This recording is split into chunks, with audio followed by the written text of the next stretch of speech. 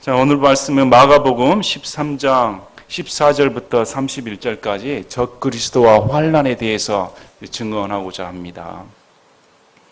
우리는 성경을 바르게 나눌 줄 알아야 됩니다. 복음에도 적어도 복음에 4가지 종류 이상이 있다고 말씀드렸습니다. 왕국의 복음하면 하늘의 왕국의 복음이다. 어떻게 하면 하늘의 왕국과 하나님의 왕국과 데살로니가 후서에 단 한 번 나오는 하늘 왕국을 잘 구분할 수가 있을까? 이 3가지 왕국을 잘 구분해야만이 신앙을 하는데 오류가 발생하지 않습니다. 3가지 왕국을 구분해야만이 칠년 환난과 교회와 상관이 없다는 걸 알 수가 있으니까. 유대인을 다루시는 하나님의 방법과 이방인인 우리를 다루시는 하나님의 방법은 다릅니다. 유대인은 하나님의 선택된 백성으로 저 팔레스틴 땅은 약속된 하나님의 백성의 땅인 겁니다. 그건 변하지 않습니다.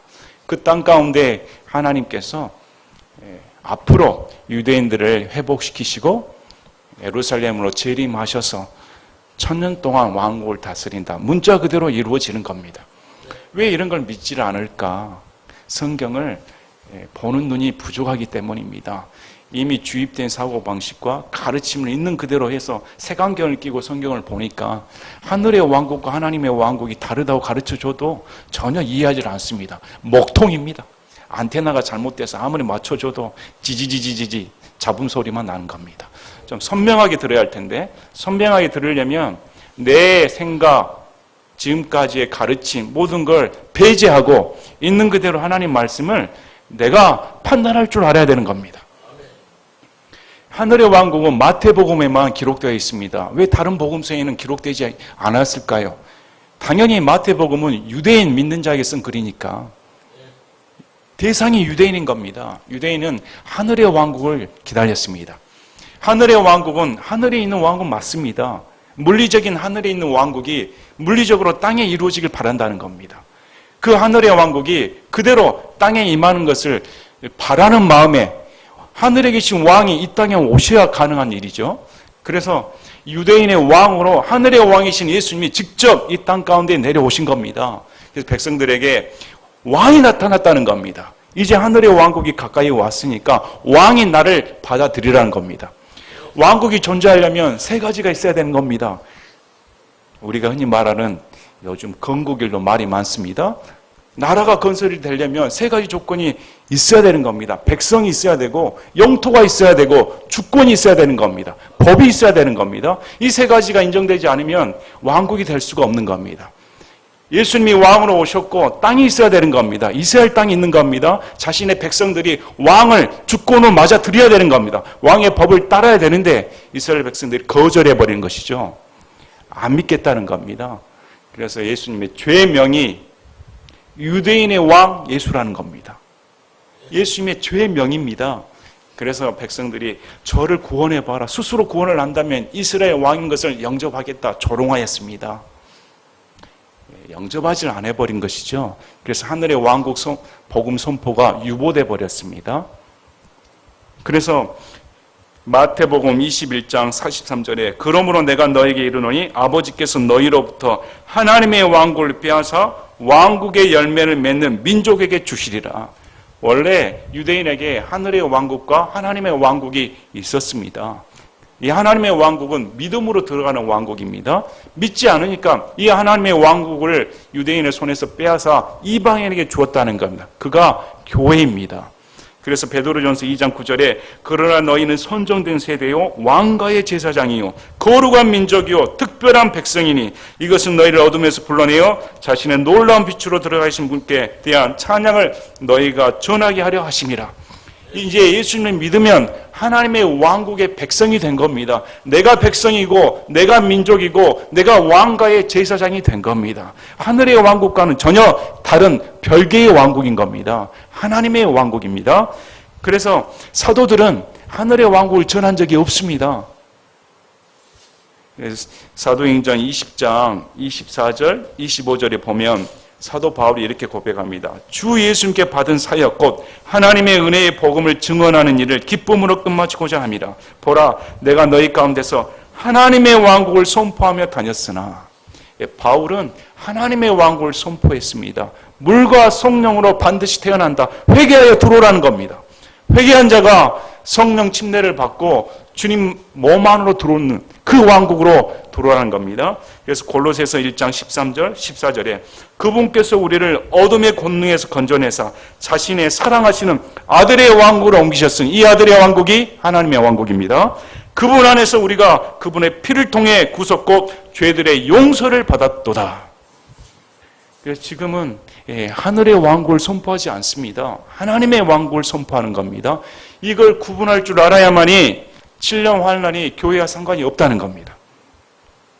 자, 우리 환란 전 휴건가, 환란 후 휴건가, 환란 중 휴건가 많이 논란이 있습니다.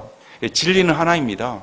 환란 전 휴거를 말하지 환란 통과설은 성경에서 말하지는 않습니다. 하나님의 성품에 위배되는 겁니다.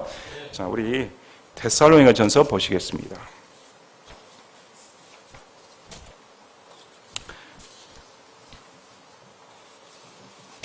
데살로니가전서 1장 10절에 데살로니가전서 1장 10절입니다.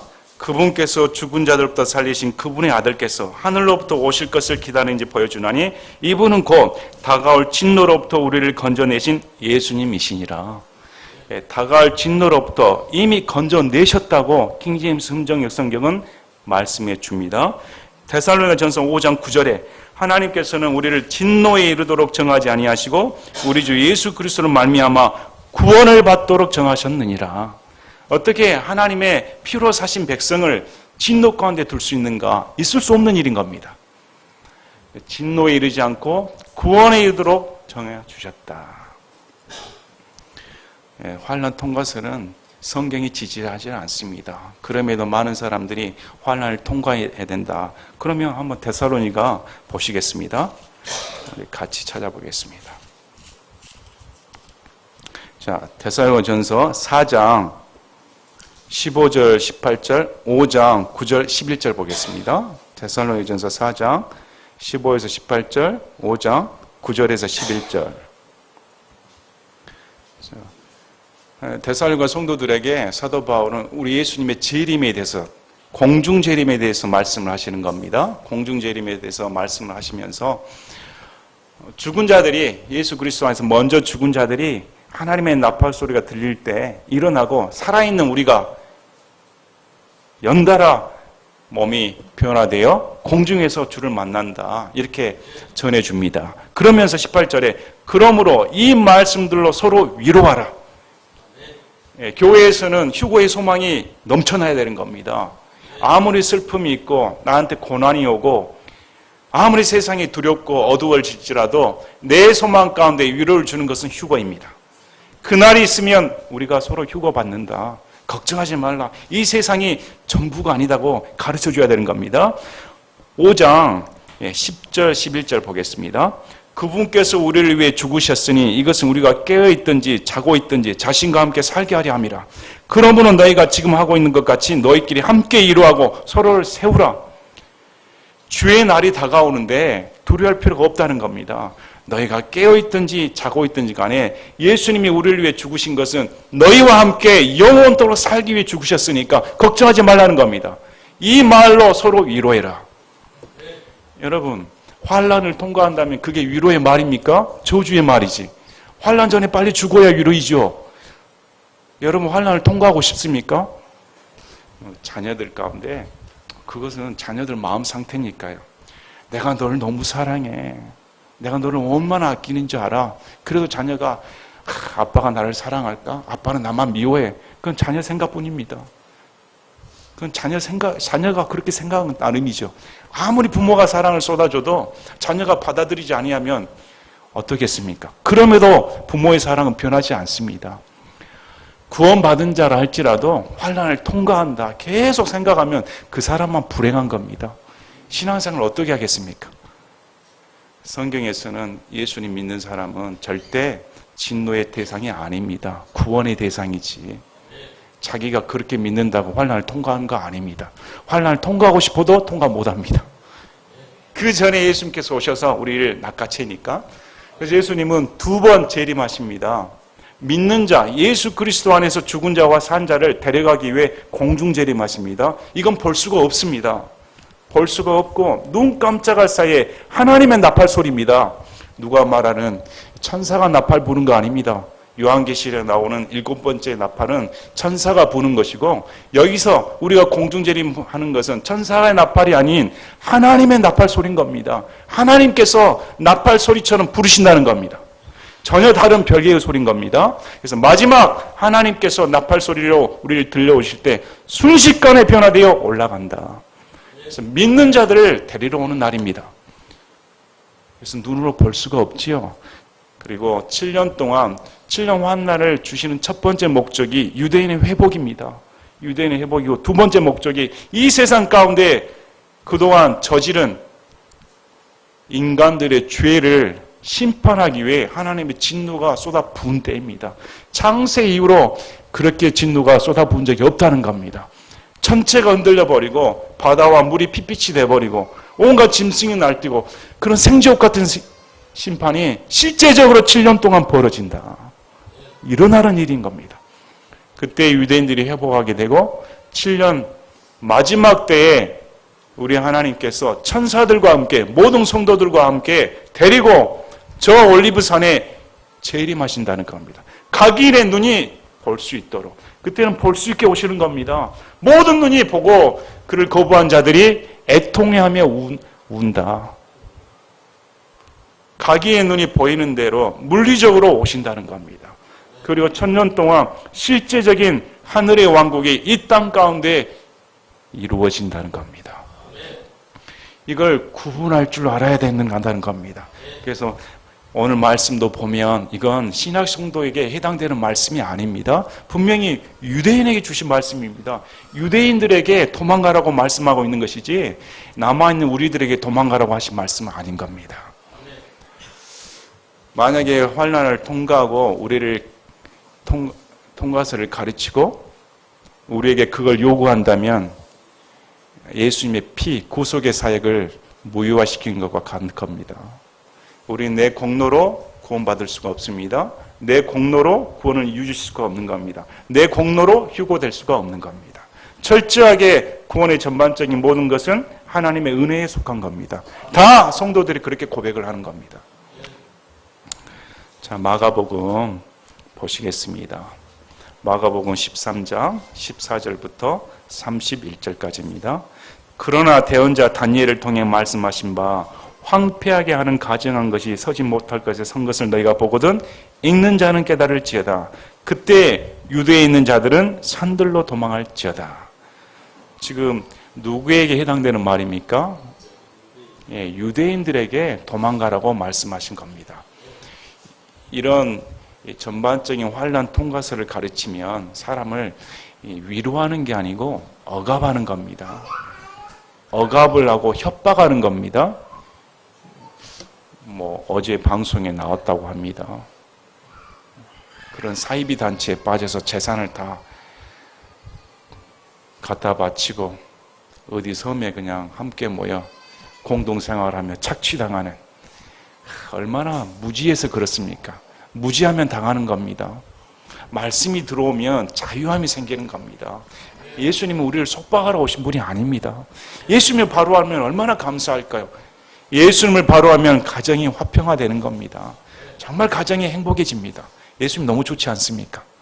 예수님이 모든 인간 중심에 한가운데 서신 분입니다. 예수님과의 관계가 똑바로 되면 내가 건설하게 되고 내 가정이 건설하게 되고 직장이 건설하게 되는 겁니다. 항상 중심에 예수님이 계셔야 되는 겁니다. 자, 그때 유대에 있는 자들은 산들로 도망할지어다. 이 말을 듣고 한국 무등산에서 도망하는 분은 안 계실 겁니다. 한라산에서 도망해야지, 백두산에서 도망해야지, 이렇게 읽는 사람 있습니까? 지금 유대에 있는 자들입니다. 누굽니까? 유대인들입니다. 유대인들에게 도망하러 가는데, 이제 여기서부터는 다니엘서 말씀과 요한계시록 말씀이 연결되어 있습니다. 다니엘서에는 적그리스도가 어떻게 나타나는가 자세히 기록되어 있습니다. 애언을 할 때에는 실제적인 앞으로 다가올 몇백 년 후에 포악한 왕과 그 왕의 이면에 적그리스도의 내면을 포함시켜서 예언을 해주는 겁니다. 적그리스도의 예표로 다니엘서에 보면 안티오쿠스 에피파네스가 나옵니다. 안티오쿠스 에피파네스는 알렉산더 대왕이 죽은 후에 네 장군이 각기 네 왕조를 세우는데 시리아 쪽에 셀루코스 왕조와 이집트 쪽에 프톨레미 왕조가 서로 이스라엘 땅을 왔다 갔다 하면서 싸움을 벌입니다. 그 중에 셀루코스 왕조에 아주 악독한 왕인 안티오쿠스 에피파네스가 나타납니다.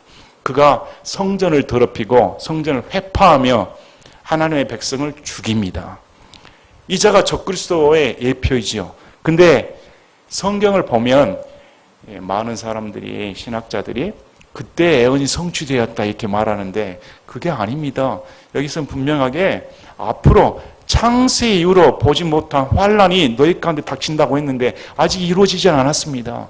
그러므로 적그리스도가 나타나 같은 짓을 한다는 겁니다. 막판에 등장할 적그리스도는 이전에 적그리스도의 완결판입니다. 세상 가운데 적그리스도가 있었습니다.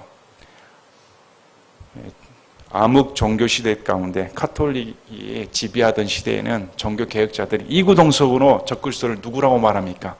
교황으로 말합니다. 교황같이 적그리스도는 없다. 그의 행동과 그의 사상과 그의 모든 면을 보았을 때 적그리스도는 교황이다. 종교 개혁가들이 그렇게 이구동성으로 말했습니다. 이제 지금까지 시대를 보면 목택동, 마오쩌둥, 그 다음에 공산주의자 우두머리들, 히틀러 이런 사람들이 적그리스도로 불리웁니다. 그들은 믿는 자들을 핍박했고 예수님을 믿는 것을 거부했습니다. 그러나 이제 마지막에 전무후무한 강력한 독재가 나타납니다. 그는 자기의 스스로의 권세가 아니고 요한계시록 13장에 용이 마귀가 자기의 권능과 권세와 자리까지 내줍니다. 그래서 이 짐승이 거의 죽었다가 살아나는 것을 보고 온 사람들이 깜짝 놀라 용에게 경배하고 권능을 준 그 짐승에게 경배하는 일이 벌어진다고 요한계시록에 앞으로 7년 환날 때 그 일이 벌어진다고 성경은 나옵니다. 이 말씀이 이 다니엘서 말씀과 매치가 된다는 겁니다. 15절에 지붕에 있는 자는 집에 내려가거나 자기 집에서 무엇을 취하려고 그 안에 들어가지도 말며 들에 있는 자는 겉옷을 가지러 되돌아가지 말자다. 오직 그 날들에는 아이 벤 자들과 젖먹인 자들에게 화가 있으리로다. 얼른 도망가라는 겁니다. 뒤돌아볼 거 없다. 이제 적그리스도가 3년 반 딱 지난 중간 시점에서 자기를 하나님처럼 높이고 우상 숭배를 강요했을 때 거기에 동조하지 않는 자는 다 죽이겠다는 겁니다. 유대인들이 속았다는 걸 알고 죽임을 당하든지 아니면 도망가야 되는 겁니다. 빨리 도망가라. 그래서 아이 벤 자들과 젖먹이면 아이 있으면 어떻게 빨리 도망갑니까? 배가 이렇게 불러가지고 도망가야 되는데 얼마나 거추장스럽겠습니까? 차라리 그때는 임신 안 한 사람이 복 있다. 이렇게 말하는 겁니다. 너희의 도피하는 일이 겨울에 일어나지 않도록 너희는 기도해라. 적그리스도가 등장하는 날, 그날 심판할 날에 적그리스도 대학살을 할 때 그날이 겨울이 되지 않도록 해라. 그 날들의 고난이 있으니 하나님께서 창조하신 창조세계가 시작된 때부터 이때까지 그런 고난이 없었고 이후에도 없으리라. 이건 하나님께서 하신 말씀입니다. 인간이 경험해보지 못해 이제까지 경험해 못한 극악한 일이 벌어진다는 겁니다. 상상을 초월하는 일이. 그래서 에레미야 30장 7절에 그날과 비교할 날이 없다. 야곱의 고난의 날이로다. 야곱은 우리가 아닙니다. 이스라엘입니다. 이전과 비교할 날이 없다는 겁니다. 너무 극심해서 남자들이 얼굴빛이 핏빛이 돼가지고 임신한 상고를 겪는 여자들처럼 얼굴빛이 다 변해버렸다는 겁니다. 이게 무슨 일인가? 마지막 날에 이런 처참한 일이 벌어진다고 나오는 겁니다. 주께서 그 날들을 짧게 하지 아니하셨더라면 어떤 육체도 구원을 받지 못할 것이로되 그분께서 자신이 택한 선택받은 자들을 위하여 그 날들을 짧게 하셨느니라. 이 구절에 대해서는 많은 의견이 있습니다. 아마 7년 환난 동안 하나님께서 어떤 방법으로 나를 짧게 하셨는지 아마 그때 들어가야 알 수 있을 것이다 이렇게 추정을 합니다. 아니면 그 기간을 7년이라는 기간으로 짧게 해놔서 살려준 것이다 이렇게 해석하기도 합니다. 아무튼 우리는 환난 가운데 당해본 적도 없고 들어가지도 않기 때문에 당해봐야 하는 일이죠. 21절에 그때에 누가 너희에 이르되 보라 그리스도가 여기 있다 하거나 보라 그가 저기 있다 해도 그를 믿지 말라. 사람이 극심한 고통에 빠지면 지푸라기라도 잡고 싶은 심정입니다. 마음이 약하면 몸이 약하면 마음까지 약해집니다. 그래서 몸이 약한 사람들은 얼른 신문의 전단지를 봅니다. 그러면 한 방에 나을 수 있다. 이 병원 저 병원 다녀도 낫지 않으니까 거기 용한 의사가 있다. 용한 한의사가 있다. 용한 점장이가 있다. 돈을 싸게 짊어지고 갑니다. 육신이 약하니까 마음까지 약해서 귀가 얇아지죠. 이단들의 특징이 뭡니까? 신문에 도배해 놓습니다. 와 보라 이런 기적들이 나타난다. 안 들렸던 귀가 들렸습니다. 3도 화상이 순식간에 신기한 물로 목욕을 했더니 하루 만에 나았습니다. 화상 있는 사람들은 그걸 보면 이야 나을 수 있다. 내 흉터를 제거할 수 있다. 암이 걸린 사람들 그래 안수 받으면 나은다. 보따리 사고 갈 거 아닙니까? 7년 환난 가운데는 어떨까요? 와 주위의 사람들이 죽어나가고 병에 걸려 쓰러지고 이건 상상을 초월하는 일이 있는데 그리스도라는 사람이 나타나가지고 표적과 기적을 보여주며 야, 내가 하나님의 대언자다. 하나님의 사람이다. 그러면 사람들은 눈이 뒤집혀지지 않겠습니까? 야 이런 환난 가운데 구원해 줄 사람은 저 사람이다. 우르르 몰려 들어갈 것은 뻔한 일입니다. 뻔한 일이죠. 자, 우리 신명기 말씀 한 구절 보겠습니다. 신명기 13장 1절부터 3절까지 신명기 13장 1절부터 3절까지입니다. 너희 가운데 대언자나 꿈꾸는 자가 일어나 표적이나 이적을 내게 보이고 그가 내게 말한 그 표적과 이적이 이루어질 때 이르기를 내가 알지 못하던 다른 신들을 우리가 따라가서 그들을 섬기자 할지라도 너는 그 대언자나 그 꿈꾸는 자의 말들에 귀를 기울이지 말라. 주 너희 하나님께서 너희가 너희 마음을 다하고 혼을 다하여 주 너희 하나님을 사랑하는지 알기 위해 너희를 시험하시느니라. 표적이나 이적을 보고 따라가지 말라는 겁니다. 그 뒷구절에 하나님의 계명을 지키라고 나옵니다. 여러분 신앙생활은 하나님의 말씀을 지키는 겁니다. 우리 신앙은 말씀 중심이어야 되는 겁니다. 22절에 거짓 그리스도들과 거짓 대언자들이 일어나 표적들과 이적들을 보여 할 수만 있으면 선택받은 자들도 욕하리라. 오직 너희는 주의하라. 보라 내가 모든 일을 너희에게 미리 말하였노라. 23절 말씀은 엄중한 부담의 말씀입니다. 안 들었다고 말할 필요가 없다는 겁니다. 분명히 예수님은 이미 앞으로 지구상에 환난이 벌어지는데 유대인들에게 미리 말을 해놨다. 내가 미리 이런 일이 벌어진다고 말하지 아니하였는가 이렇게 말씀합니다. 이제 24절부터 보면 그러나 그 날들에 그 환난 뒤에 해가 어두워지며 달이 자기 빛을 내지 아니하고 하늘에 별들이 떨어지며 하늘에 있는 권능들이 흔들리리라. 천체가 흔들리는 겁니다. 요한계시록 8장 12절 말씀과 유사합니다. 그래서 7년 환난 때는 하늘의 천체가 흔들려 버립니다. 그때 사람의 아들이 큰 권능과 영광을 가지고 구름들 가운데서 오는 것을 그들이 보리라. 7년 환난 가운데 남아있는 사람들이 예수님께서 권능을 가지고 온다는 것을 본다는 겁니다. 신약 성도들은 안 봅니다. 신약 성도들은 볼 수가 없습니다. 눈 깜짝할 새 변화되어 공중으로 낚아채임을 보는데 언제 이 땅에서 보고 있겠습니까? 그런 일은 없다는 겁니다. 우리는 순식간에 변화되어 가는 겁니다. 그래서 공중에서 낚아채임을 올 때는 천사장의 음성과 하나님의 나팔 소리와 함께 올라갑니다. 그래서 하나님 나팔 소리는 모집을 하는 겁니다.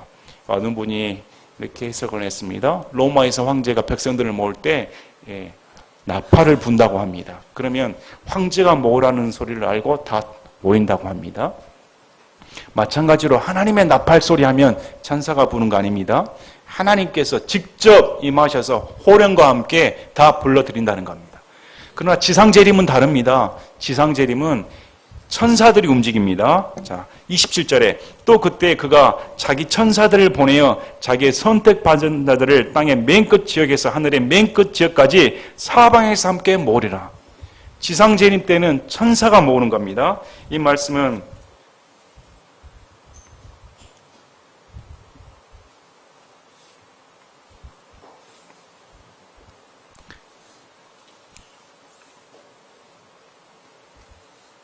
요한계시록 1장 7절에도 똑같은 말씀이 나옵니다. 보라, 그분께서 구름들과 함께 오시느니라. 모든 눈이 그분을 보겠고 그분을 찌른 자들도 볼 것이요 땅의 모든 족속들이 그분을 인하여 통곡하리니 참으로 그러하리로다. 그래서 복에 올 때 천사들이 이렇게 함께 모이게 한다. 다른 구절에도 나옵니다.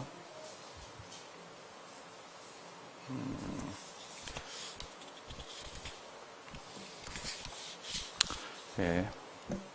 자,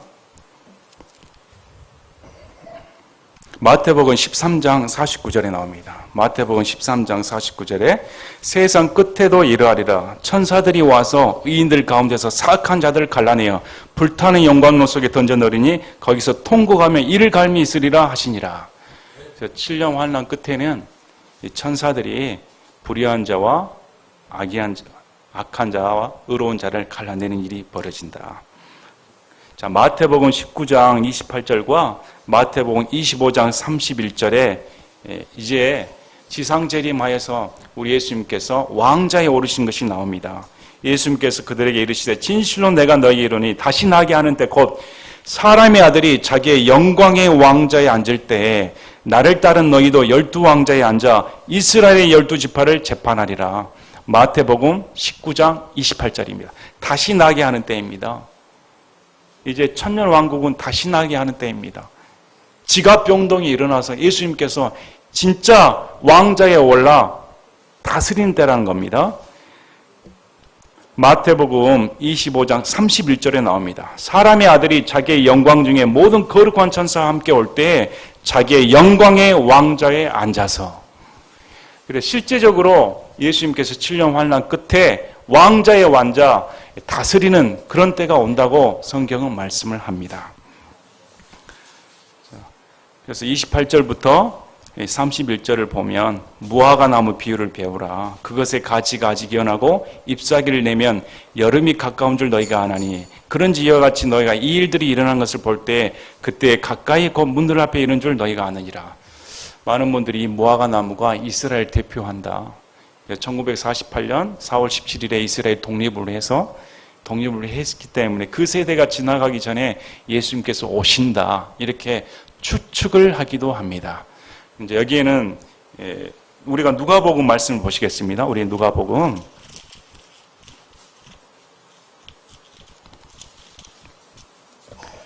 21장 29절 보시길 바랍니다. 누가복음 21장 29절에 또 그분께서 그들에게 한 비유를 말씀하시되 무화과 나무와 모든 나무를 보라. 그것들이 싹을 내면 너희가 보고 이제 여름이 가까이 온 줄을 너희 스스로 아나니. 무화과 나무만 보라고 말씀하신 적이 없습니다. 무화과 나무가 대표이고 모든 나무들을 보라는 겁니다. 모든 나무들을 보면 언제 가지가 나고 언제 열매를 맺고 언제 뿌리를 내리고 언제 잎사귀가 풍성하고, 그래서 나무를 하나로 예시를 든 것이지 이 무화과 나무가 꼭 이스라엘이다 이렇게 말씀하셨다고 볼 수는 없다는 겁니다. 그래서 이런 일이 벌어진 걸 보면 진실로 내가 너에게 이르노니 이 세대가 지나가기 전에 이 모든 일이 일어나리라. 그래서 사람들이 이제 숫자 노름을 합니다. 한 세대가 25년일까 30년일까 1948년이니까 78년도에 오시겠지. 또 저도 한때는 성경에서 한 세대를 100년으로 보니까 100년 내에 예수님이 오시지 않을까 이렇게 여긴 적도 있었습니다. 근데 이제 대부분은 우리는 언제 예수님 오실 줄 모릅니다. 분명히 성경대로 봐야 됩니다. 그날과 그 시간 결코 알지 못한다. 그 날과 그 시기는 아무도 모른다고 하니까 숫자 노름할 필요 없는 겁니다. 모른다고 하면 몰라야 되는 겁니다. 아는 것이 이상한 것이죠. 어떤 분은 나팔을 부니까 나팔절날 예수님이 오신다. 그래서 1992년 10월 6월을 할 때도 나팔절이었습니다. 유대인 달력으로 나팔절날 예수님께서 나팔을 부셔서 오신다. 왜 이게 모순이 되는가? 그럼 그 날은 아는 겁니다. 올해 나팔절은 언제지 계산해가지고 나팔절이 지나가면 안심하죠. 1월부터 8월까지는 11월부터 내년 8월달까지는 마음대로 살다가 그 나팔절 때만 딱 조심해가지고 있으면 되는 겁니까? 우리 성경의 절기에 대해서 7가지 절기가 나오는데 철저히 유대인에 해당하는 겁니다. 이걸 교회에 적용시키면 안 되는 겁니다. 이 유대인의 절기인 겁니다. 하나님의 절기인데 예수님을 예표하죠. 근데 그 예수님을 예표할 때 나팔절날 예수님 부른다고 예표해서는 안 되는 겁니다. 왜 그러냐? 오순절날 성령님께서 이방인에게 임한 적이 있습니까? 철저하게 유대인에게 임하는 겁니다. 속죄일날 신약 성도들이 속죄일 지킵니까? 나팔절 다음에 속죄일입니다. 속죄일 다음에 장막절입니다. 아닌 것이죠. 그래서 교회는 별개의 문제입니다. 분명히 사도 바울도 만약에 나팔절날 예수님이 오신다면 그 날은 안다 이렇게 말을 해야죠. 나팔절날 예수님이 오시지 몇 년도는 모르겠다. 그래서 우리는 성경대로 그 날과 그 시기는 모른다고 했으니까 모르는 사람이 정상적인 겁니다. 모르는 사람이 정상인 겁니다. 안다고 한 사람이 비정상이죠. 그런데 현혹될 필요가 없습니다. 자, 우리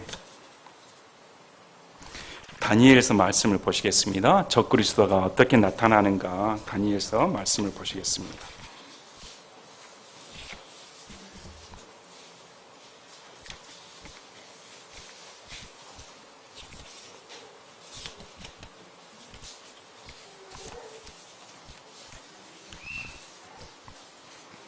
우리 먼저 다니엘서 9장 보시겠습니다.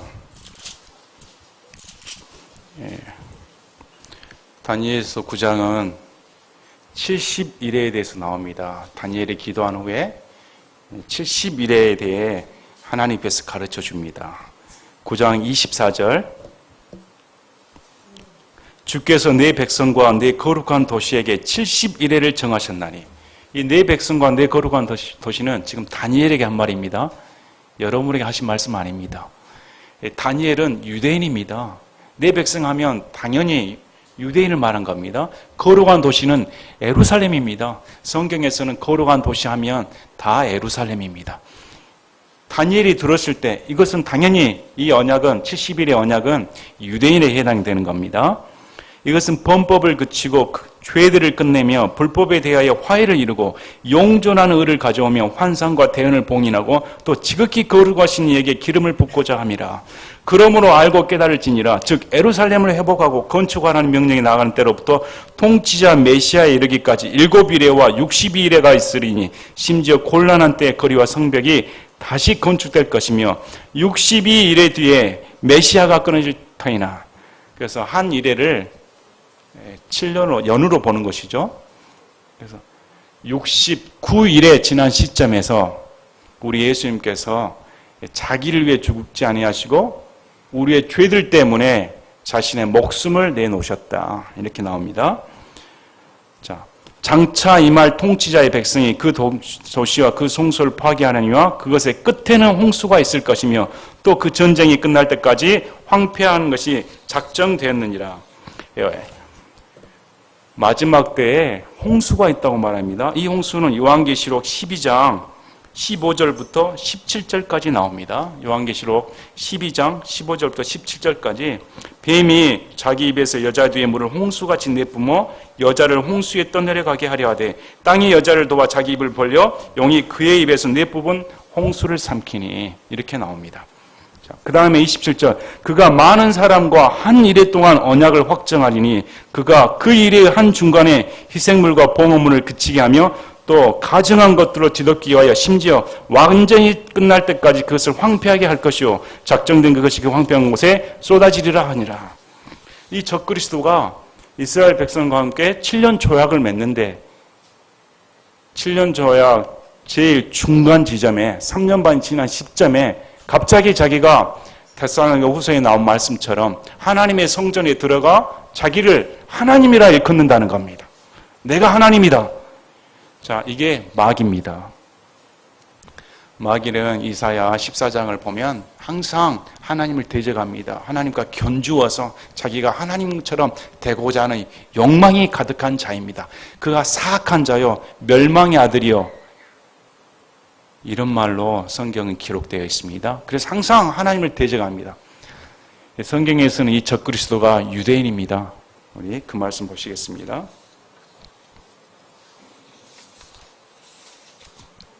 다니엘서 11장 36절부터 보겠습니다. 다니엘서 11장 36절 37절. 그 왕이 자기 뜻대로 행하며 자기를 높이고 모든 신보다 자기를 크게 하며 놀라운 것들을 말하여 신들의 하나님을 대적하고 형통하되 그분의 경노가 이루어질 때까지 하리니 이는 작정된 그것이 이루어질 것이기 때문이라. 이 북쪽 왕은 안티쿠스 에피파네스를 가리키는데 지금 안티쿠스 에피파네스를 예를 들어서 이 예표를 들어서 앞으로 적그리스도가 더 심하게 나온다는 겁니다. 37절. 그가 자기 조상들의 하나님과 여자들의 바라는 것을 중히 여기지 아니하며 어떤 신도 중히 여기지 아니하리니 그가 모든 것 이로 자기를 크게 하리라. 오직 그는 자기 영토에서 힘의 신을 공경할 것이요 금과 은과 보석과 기뻐하는 것들로 자기 조상들이 알지 못하던 신을 공경하리라. 보니까 그가 자기 조상들의 하나님과 여자들의 바라는 것을 중히 여기지 아니한다. 이 구절을 들어서 적그리스도가 유대인일 것이다. 유대인이다. 이렇게 말을 합니다. 자, 이는 힘의 신을 공경합니다. 세상에는 힘이 있어야 되는 거 아닙니까? 그래서 우리 하나님 예수님께서 내 왕국은 세상에 속하지 아니었다 말합니다. 세상 왕국, 땅의 왕국을 보시길 바랍니다. 어떻게 그렇게 거짓말을 하고 폭력을 하며 정권을 유지하기 위해서 가진 곤모술수를 다하는 거 아닙니까? 반대파들은 척결해버리고 독재자가 나타나서 얼마든지 호의 없이 가고 삽니다. 백성들은 굶주림에도 불구하고. 땅의 왕국은 그렇습니다. 공의가 없습니다. 진리가 없습니다. 오히려 땅에서 사는 사람들은 거짓을 밥 먹듯이 합니다. 사기를 쳐야 먹고 살 수 있으니까. 온 세계가 그런 마당입니다. 죄악된 본성뿐이죠. 그러나 예수님은 거짓이 없으신 분입니다. 우리 예수님의 하늘의 왕이신 우리 예수님께서는 몸소 자신의 목숨을 내놓음을 말미암아 어떤 왕이 진짜인가 가르쳐 주는 겁니다. 그분은 공의로 판단을 하십니다. 그분은 진리로 다스리십니다. 그분은 거짓이 없이 공평하게 판정하십니다. 이 땅 가운데서는 아직 이루어지질 않았습니다. 바로 그 날이 천년왕국 때 우리 예수님께서 지상에 재림하셔서 이루신다는 겁니다. 그래서 성경에서 말씀하신 것처럼 한 때와 두 때와 반 동안 적그리스도가 자신을 하나님처럼 하고 성전을 회파시키며 절대적인 지배자로서 나타나서 우상 숭배를 강요한다는 겁니다. 그때 유대인들은 빨리 피해라. 스가랴서 말씀을 보면 유대 민족의 3분의 2가 죽임을 당하고 3분의 1이 남아서 불로 정죄한 것처럼 이제 그들이 예수님을 왕으로 영접한다는 겁니다. 정말 하나님을 내 하나님으로 부르는 그 날이 도래한다고 나오는 겁니다. 앞으로 적그리스도가 언제 도래할지 모르겠습니다. 그러나 성경에서는 분명하게 적그리스도가 예수 그리스도의 입으로 말미암아 소멸당해버린다. 멸망당한다고 성경은 나오는 겁니다. 그래서 적그리스도는 유대인을 무지 싫어합니다.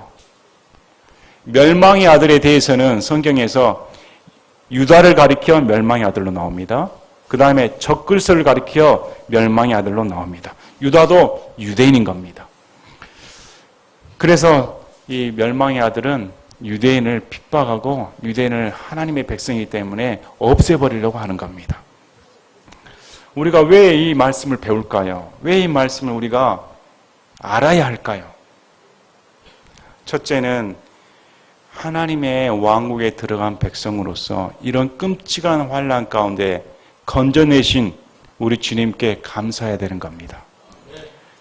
나도 7년 환난 가운데 진노의 대상이 되어야 마땅합니다. 7년 환난 가운데 빠지는 분들과 내가 다를 바가 없습니다. 나도 여전히 죄인이니까 진노의 대상일 수밖에 없는데 예수님께서 피로 말미암아 진노를 가르쳐 주셨다는 겁니다. 유월절 어린 양의 피를 보고 진노의 대상이 아니라 건너뛰신 것처럼 내가 있는 예수님의 피를 믿는 믿음을 통해 하나님께서 나를 진노의 대상으로 버리지 않고 건너뛰셨다는 겁니다. 그 사실이 감사해야 되는 겁니다. 아울러 환난 전에 예수님께서 내가 예수님의 신부이기 때문에 그분이 신랑으로서 자신의 집으로 초청하는 겁니다. 이제 신부에게 집이 완성되었다. 나와 같이 영원토록 살자고 나를 데리러 가는 날입니다. 얼마나 영광스러운 날입니까? 감사하시길 바랍니다. 이런 신앙의 확고한 자세가 있어야 겁박당하지 않습니다. 겁박당합니다. 제대로 못 믿으면, 교회 말 듣지 않으면, 교주 말 듣지 아니하면 그런 협박에 놀아나지 않는다는 겁니다.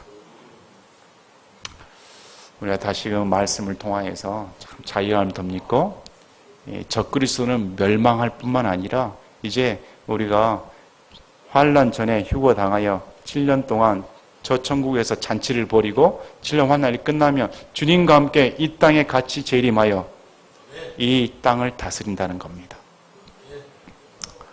이것이 실제적이다.